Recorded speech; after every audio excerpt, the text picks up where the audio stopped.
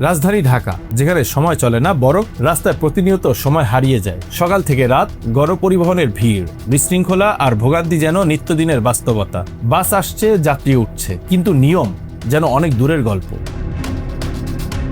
অতিরিক্ত ভাড়া, অযাচিত থামা আর সময়সূচির কোনো ঠিক নেই। এটাই দেশের গণপরিবহন ব্যবস্থার কঠিন বাস্তবতা। সেই সাথে রয়েছে পুরনো লক্কর-ঝক্কর মার্কা যানবাহন এবং চালকদের বেপরোয়া আচরণ। এর সবচেয়ে বেশি শিকার অফিসগামী মানুষ, নারী যাত্রী এবং শিক্ষার্থীরা। দীর্ঘদিনের সেই গণপরিবহন ব্যবস্থায় এবার আসছে বড় পরিবর্তনের ইঙ্গিত।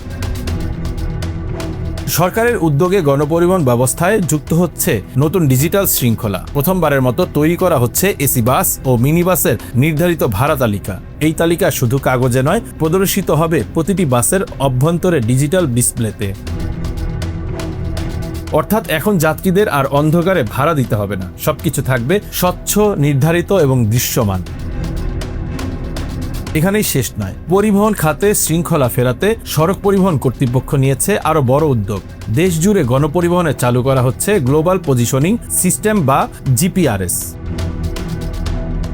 এই প্রযুক্তি চালু হলে বাস কোথায় আছে, কত গতিতে চলছে, সবকিছু রিয়েল টাইমে পর্যবেক্ষণ করা যাবে। আর এসব পর্যবেক্ষণের পর সরকারি ও বেসরকারি যৌথ উদ্যোগে থাকবে বিশেষ কমিটি।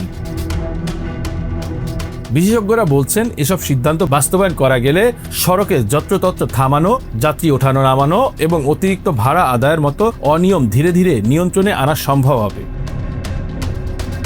আর যদি কোনো পরিবহন নির্ধারিত গতিসীমা অতিক্রম করে অথবা ট্রাফিক আইন ভঙ্গ করে, তাহলে স্বয়ংক্রিয় রেকর্ড সংরক্ষণ হবে এবং সেই তথ্যের ভিত্তিতে চালক ও মালিকের বিরুদ্ধে নেওয়া হবে আইনানুগ ব্যবস্থা। সংসদে এমনটাই জানিয়েছেন সড়ক পরিবহন মন্ত্রী শেখ রবিউল আলম।